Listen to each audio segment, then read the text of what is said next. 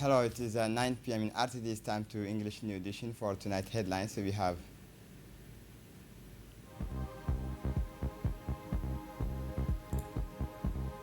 the Speaker of the National Assembly attends the fourth editions of the Marrakesh Parliamentary Economic Forum.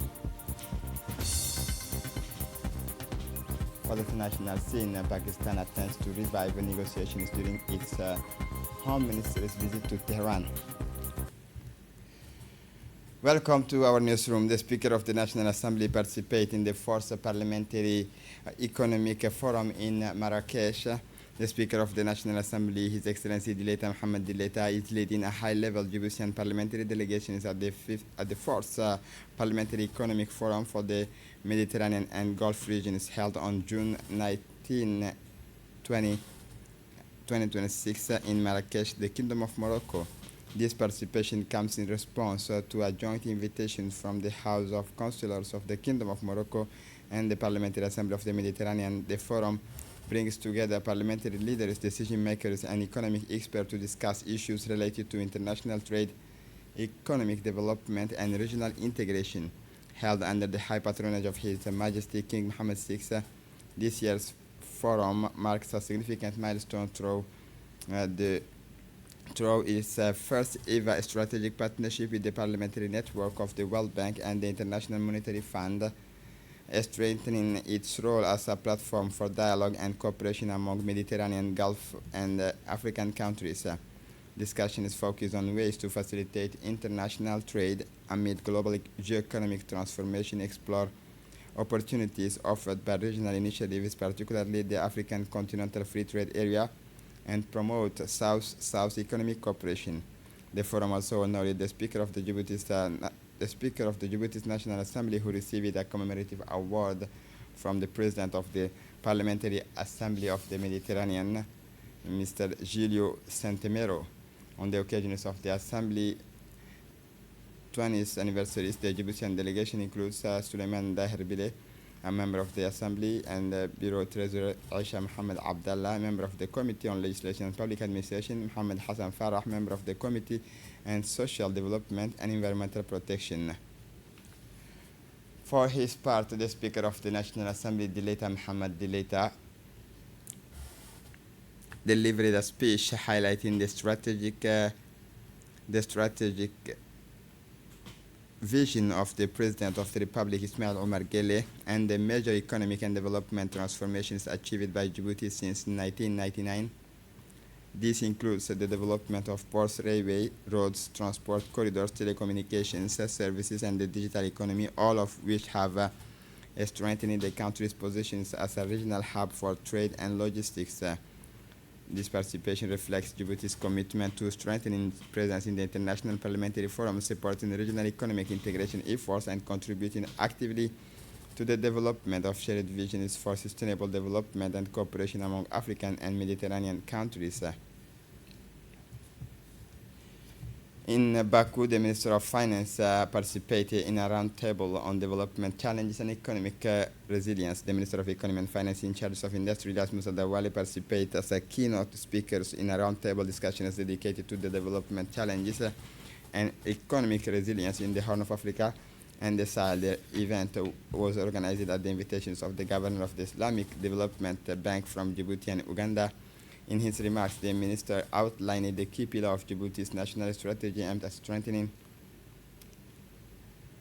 economic and social resilience. He emphasized the importance of continuous structural reforms, directing public investment towards productive and social sector, utilizing this innovative financial instrument, and enhancing public-private partnership to mobilize additional resources for development. Within the region. From the regional vulnerability, we look at the economic and demographic dimension. The region has rapidly grown an urbanizing population and economies heavily dependent on rain-fed agriculture, making them highly sensitive to climate shocks like drought and floods. Poverty is widespreading and economic gains getting fragile. Islamic Development Bank governors re-elected Al Jasser and launched a concessional financial facility. The Board of Governors of the Islamic Development Bank, representing 51 member states, convened under the joint chairmanship of His Excellency Mikhail Jabarov, Minister of Economy of Azerbaijan, and His Excellency Dr. Mohammed Al Jasser, President of the Islamic Development Bank Group. The meeting addresses several strategic issues, including re-elections of the President of the Islamic Development Bank Group. Governors approved the re-elections of Dr. Mohammed Al Jasser as President of the Islamic Development Bank Group for a new five-year term, reaffirming their confidence in his leadership and a commitment to advancing development across member countries. Addressing climate and regional stability challenges, discussions focused on response to climate change and regional instability. Member countries reaffirmed their commitment to strengthening cooperation and coordination to mitigate the effects of these challenges on the economy and societies. The Indian Embassy organizes a yoga event in Djibouti to celebrate International Day of Yoga. Djibouti celebrates the International Day of Yoga in an atmosphere combining well-being and cultural exchanges through a special event organized by the Embassy of India in Djibouti on Saturday, June 20, 2026 at the Isla Grand Hotel. The event was attended by Mr. Malsau Tang Kavel, Ambassador of India to Djibouti, along with governor officials, yoga practitioners, and enthusiasts. Among the participants were the Minister of Youth and Culture, Ms. Fardousa Moussaïgue, and the Secretary of State for Sports, Ms. Fatouma Ali Abdallah. In addition to representatives of the national institutions and sports stakeholders, the event offered the participants the opportunity to practice various yoga techniques promoting physical and mental well-being, relaxations, and improving the quality of life. The Indian ambassador emphasized that yoga serves as a bridge between peoples and cultures and is an integral part of Indian cultural heritage.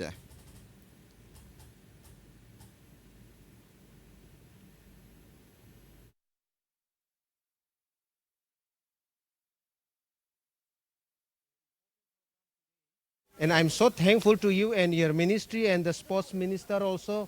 Thank you so much, dear friends, all the yoga enthusiasts. It is not just a kind of tradition or some sort of practice. It has become a world yoga, International Day of Yoga. So with this yoga, you'll have some sort of vitality, strength, and then endurance, willpower. Myself, I practice every day. So I feel always energetic and feel even younger also day by day. So I wish that all the Djiboutian youth or even the elders also start practicing this one, and you'll get a healthy life and healthy mind, healthy way of thinking, and good focus. For her part, the Minister of Youth and Culture, Fardousa Moussaïgue, has praised the organizations of the event and described it as an important initiative that promotes health awareness and the values of physical and mental well-being, particularly among young people. She noted that such activities reflect the government's commitment to supporting programs that encourage positive lifestyle based on discipline, balance, and moderation. For her part, the Secretary of State for Sports of His Excellency Fatouma Ali Abdallah highlighted yoga's growing importance as a discipline that combines physical health and educational benefits. She emphasized that yoga enhances flexibility, self-control, concentration, and overall well-being while complementing other sports and healthy lifestyle practices.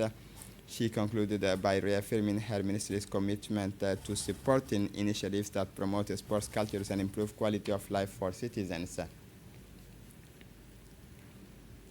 Behind the modern layout of Djibouti City, a colonial legacy of segregation is behind the current organizations of Djibouti City lies a history marked by segregation and inequality.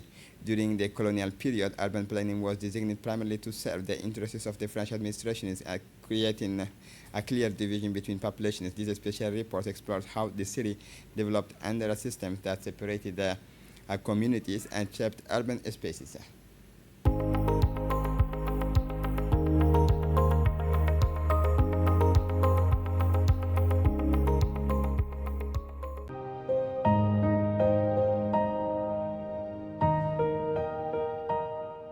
French colonial rule in Djibouti was accompanied from the very beginning by the control and exploitation of physical space, driven primarily by economic interests and the ambitions of colonial administrators, explorers, and entrepreneurs. The colonial authorities implemented a system of urban planning based on segregation. This approach became the blueprint for the development of Djibouti city following its foundation. On one side stood the residential areas reserved for the colonial site, on the other were the zones designated for economic exploitation. There was little consideration for the cultural traditions, social organization, or geographical realities of the local population. In the colonial mindset, indigenous communities were viewed mainly as a labor force serving the colonial economy. Shortly after settling in Djibouti City, Governor Léonce Lagarde commissioned metropolitan companies to design the city's colonial layout, focusing primarily on Lodèron and the Marabout Plateau. The elevated non-flood-prone areas were developed for the benefit of the colonial administration and European residents. The lower-lying areas, by contrast, were left to the indigenous population and the poorest segments of society. From Lodèron to Place Lagarde, now known as Place 27 June, European families established their homes. Elsewhere on the Serpent and Marabout plateaus, major commercial facilities were built, including the railway station, the headquarters of the railway company, and maritime shipping offices. Along Boulevard de la République stood churches and schools intended primarily for Europeans. The area known as Darak Darak marked the southern boundary separating European neighborhoods from those inhabited by local communities. Beyond Darak Darak began the settlements of the indigenous population. From the earliest days of the city's existence, nomadic groups known as the Harij settled in what now is Place Mahmoud Harbi opposite the Hamoudi Mosque. Their makeshift dwelling gradually extended into the area now called Bulaos. The name itself is believed to derive from the local expression Bulkos, meaning house made of straw. As Djibouti city expanded southward, driven by industrial activities such as salt production at Les Salines, the colonial administration sought up to regulate the settlement of these semi-nomadic populations. Many occupied the most demanding and least valued jobs in the colonial economy. They worked as dockers, laborers, sailors, porters, guards, and domestic servants. Under Governor Pierre-Henri Sirix, colonial authorities formalized a policy of spiritual segregation. Their objective was twofold: to maintain a clear separation between Europeans and indigenous populations, and to monitor and control the movement of local residents. This policy led to the creation of designated native quarters in area known as Bandar Jadid and Dar es Salaam. Neighborhoods were numbered from 1 to 7, extending towards Humbuli. The district of Kartili, later known as Karton, emerged during the 1960s and 1970s. The colonial objective was unmistakable: to prevent social integration among local communities and to preserve a strict separation between Europeans and the indigenous population. For the colonial administration, Djibouti city, the center of its political and economic interests, ended at the palm grove of Humbuli. Beyond that point lay what colonial authorities regarded as an unknown and untamed world. Even the territory chose to unfold for colonial development was enclosed by barbed wire. Over time, local residents transferred the expression barbed wire into the name Balbala. During the height of the national struggle, Balbala and its surrounding areas became places of exclusion. They served as sites of explosion, forced displacement, and, according to historical accounts, summary executions. Today, these spaces stand as reminders of colonial systems built on inequality and segregation. Remembering this history is essential not only to honor those who endured discrimination and injustice, but also to understand the long road that led Djibouti to independence and national unity. The extreme heat wave hits Djibouti. Vigilance essential to protect lives. Djibouti is experiencing exceptional high temperatures since the beginning of summers. Perceived temperatures have regularly exceeded the 47 degree. In some inland areas have approached the 50 degree. An intense heat wave has settled across the country, worsened by high humidity levels that significantly increase heat stress. Even in the shade, temperature remains elevated and the mercury struggles to fall, including during nighttime hours. According to experts, this situation goes beyond normal weather fluctuations. It forms part of a broader global trend marked by increasingly frequent and intense extreme heat wave event linked to climate change. Located in one of the regions most vulnerable to global warming, Djibouti is facing increasingly difficult conditions with direct consequences for public health and daily life. Elderly people, children, pregnant women, and outdoor workers are among the most vulnerable groups exposed to heat related risks, particularly heat stroke, which can become a medical emergency. In response, health authorities continue to emphasize preventive measures, including avoiding prolonged exposure to the sun, drinking water regularly, limiting physical activities during the hottest hours of the day, and paying special attention to vulnerable individuals. In Tajora, commitment and professionalism in the services of the population as the 49th anniversary of the National Police approaches, officers across the country continue to embody the institution's core values, protection, proximity, and dedication. In Tajora, the police detachment under the command of Captain Ilmi Hassan Iltire stands out as a model of professionalism in the service of the Republic. Throughout the region's police officers carry out their duty daily with discipline and a strong sense of responsibility. Within the judicial branch, criminal investigations officers conduct inquiries with method and impartiality. Every case handled, every interview conducted, and every intervention is contributed to strengthening public confidence in the justice system. This discreet but essential work supports the rule of law and ensures respect for legal institutions on the grounds. Police presence remains constant. Patrol units and monitor neighborhoods while operational teams respond rapidly to incidents in order to guarantee public safety and maintain public order at the Balho border control post. The mission takes on a strategic dimension. Officers are responsible for safeguarding national borders against cross-border threats. Each inspections and verifications helps combat illegal activities, including smuggling and drug trafficking from neighboring countries. This daily struggle contributes directly to protecting younger peoples and strengthening national security. The detachment is also active in prevention and awareness campaign. During school examinations, officers ensure students' safety and help provide a secure environment for learning. On regional road traffic, officers enforce road safety regulations through regular check aimed at reducing dangerous driving behavior. Beyond the operational duties, the strength of Tajura Police Detachment lies in a spirit of unity, disciplines, and public services. In his remarks, the prefect of the Tajura city, Mohammed Abbas, paid tribute to the men and women of the National Police for their unwavering commitment to serving the population. I would like to commend the professionalism, disciplines, and a strong sense of duty demonstrated daily by the members of the National Police in Tajura. Thanks to their constant presence in the field, their vigilance, and their responsiveness, our citizens benefit from a safer and more stable environment. The prefect also congratulated the commander of the police detachment, Captain Ilmi Hassan Iltire, and all his personnel for the results achieved in public security, the fight against smuggling, the protection of educational institutions, and the maintenance of public order.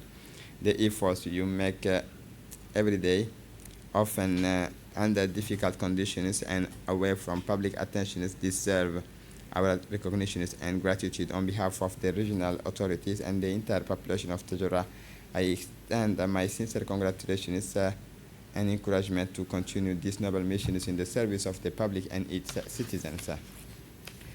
The polio vaccination campaign underway in Ali Sabih, protecting children's health remains a priority in the Ali Sabih region. A vaccination campaign against poliomyelitis is currently being conducted for children aged between birth and 59 months, officially launched on Sunday.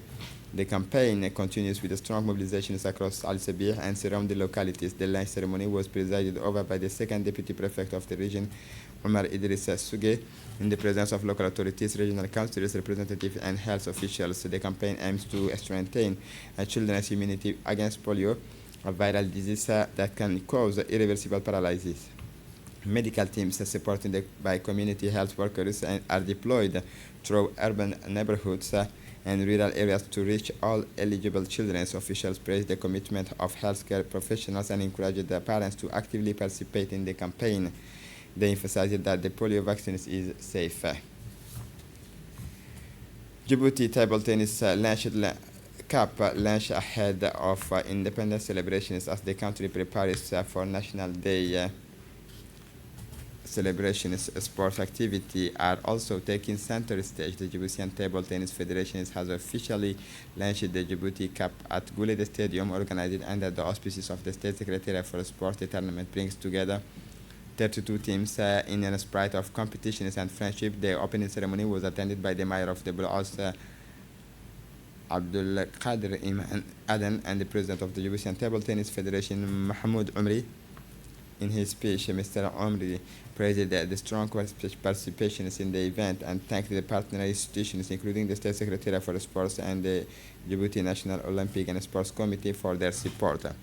The tournament aims to further promote table tennis and strengthen the country's sporting development. 2.5 tons of smuggled cats, says the fight against smuggling cat continues across the countries. In Dakhil, a joint operation conducted by customs services and defense forces led to the seizures of a large quantity of cat intended for the illegal market. As part of effort to combat illicit trafficking, the Dakhil Customs Brigade, in cooperation with the Dakhil Inter-Armed Regiment, intercept a significant shipment of smuggled cat on the outskirts of the city, carried by smugglers on foot. The shipment was destined for the capital's authorities, said it 50 packages weighing a total of 2,500 kilograms in accordance with the existing regulations. The seized cat was destroyed in the presence of the head of the Dakhil Customs Brigade, Mr. Musa Omar Musa. The operation highlights the continued commitment of authorities to combating smuggling networks. For the regional scene, World Health Organization reports of 75th health workers infected and 17 deaths during Ebola outbreak in Democratic Republic of Congo.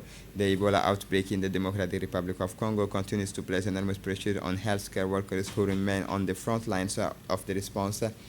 The WHO announced that 75 healthcare professionals have contracted Ebola, including 17 who have died since the beginning of the outbreak. According to the UN agency, many of these infections occurred before the virus was officially identified, exposing healthcare workers to the significant risks.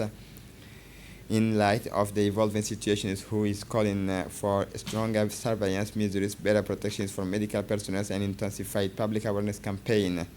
The organization has stressed that rapid deployment of health resources remains essential to contain the virus and protect affected communities. Concerning the World Cup, the US and Paraguay secured important victories. With the World Cup group stage continues with the increasingly competitive matches and significant result. The United States earned a valuable 2-0 over Australia, strengthening its positions in the group standings. In another match, Paraguay secured a crucial 1-0 wins against Turkey. Solid defensively, the Paraguayans managed to preserve their advantages until the final whistles. These results have intensified the race for qualifications and increased the pressures on the competing teams. Pakistan seeks to revive US-Iran talks as Mohsen Naqvi visits Tehran. An uncertainty continues to surround the negotiations between the US and Iran. Pakistan is stepping up a diplomatic effort to encourage the resumption of dialogue. Pakistan's Interior Minister Mohsen Naqvi traveled to Tehran for meetings with the Iranian Foreign Minister Abbas Araghchi. According to Islamabad, the visit forms part of a broader effort to facilitate renewed US-Iran negotiations. Sources indicated that the Pakistani official may have conveyed the message aimed at narrowing differences between the two sides, while talks originally planned in Switzerland remained postponed. Meanwhile, American and Iranian representatives are preparing for possible discussions in Switzerland involving diplomats and technical experts, particularly regarding Iran's nuclear programs. US President Donald Trump reiterated his desire to reach an agreement with Tehran, while warning that military operations remain available should negotiations fail. The Muslim World League participates in third International Summit of Religious Leaders in Malaysia, focused on youth empowerment in Kuala Lumpur. Religious leaders, academics, and youth representatives gathered to discuss the role of values in shaping the future of younger generation. The Muslim World League participates in the third International Summit of Religious Leaders dedicated to youth empowerment in the face of a rapid technological and social transformations. Discussion focused on preparing young people for modern challenges through education, skills development, and the promotions of human values. Participants also emphasized the importance of harnessing new technologies, particularly artificial intelligence, to support sustainable development and social progress. The League's participation forms part of its broader effort to promote intercultural dialogue, coexistence, and international cooperation. And this is it for the news. Thanks for watching us. Have a good evening.